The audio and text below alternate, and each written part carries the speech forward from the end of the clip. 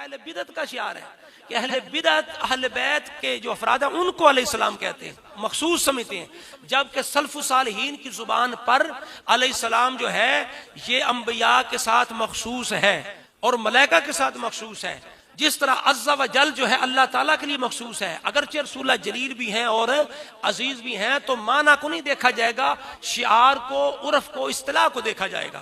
علامہ صاحب، اگر آپ کا وضع کردہ اصول مان لیا جائے تو اس امت کے سب سے بڑے بدعتی امام بخاری رحمہ اللہ کہلائیں گے، کیونکہ امام بخاری صحیح بخاری میں جب بھی سیدہ کائنات کا نام آتا تو ساتھ علیہ السلام کے الفاظ کا استعمال فرماتے۔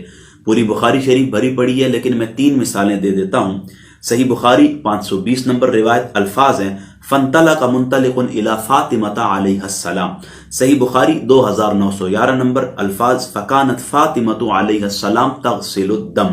صحیح بخاری 392 نمبر روایت کے الفاظ أَنَّ فَاطِمَةَ عَلَيْهَا السَّلَامُ۔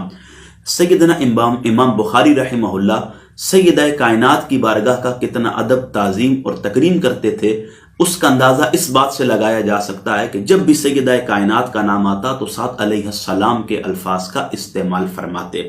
اور علامہ صاحب، جو آپ یہ تاثر دینے کی کوشش کر رہے تھے نا کہ یہ تو کاتبوں کے کارنامے ہیں اور غالی رافضی راوی ہیں جو علیہ السلام کے الفاظ استعمال کرتے ہیں، تو کیا صحیح بخاری یہ غالی راویوں کے ہاتھوں سے ہو کر ہم تک پہنچی ہے؟ یہ تاثر آپ عوام اہل سنت کو دے کر ان کے ذہنوں میں ابہام اور تشویش پیدا کرنا چاہتے ہیں امام بخاری کی کتاب صحیح بخاری کے متعلق؟ ناظرین، آخر میں اتنا ہی کہوں گا کہ ویڈیو بنانے کا مقصد فقط دعوت اصلاح تھا۔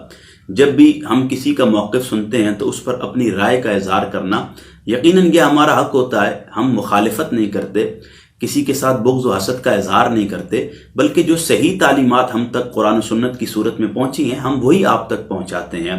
اگر اس میں آواز میں اتار چڑھاؤ آ بھی جاتا ہے اور اس پر کسی کی دل آزاری ہوتی ہے تو ہم نے ہمیشہ اس سے معافی چاہیے، کیونکہ مقصود دعوت اصلاح ہے۔ اللہ رب العزت ہمیں عمل کی توفیق عطا فرمائے۔